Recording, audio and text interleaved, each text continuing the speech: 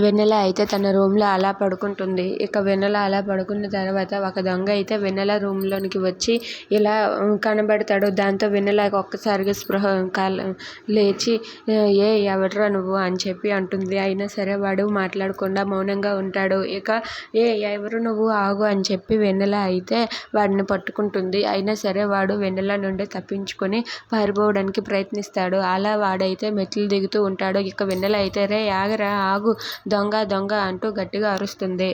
ఇంతలో వాడైతే కిందకి వెళ్ళి పారిపోవటంతో అక్కడ ఉన్న ఫ్లవర్ బొకే తీసుకొని వాడి తలపై విసిరేస్తుంది. దాంతో వాడైతే అక్కడ కింద పడిపోతాడు.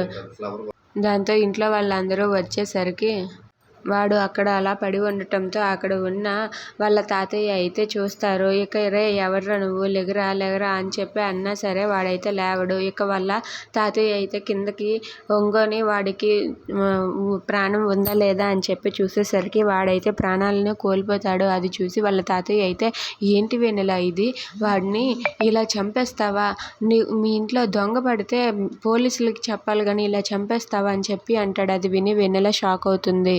If you like this video, please like, share and subscribe.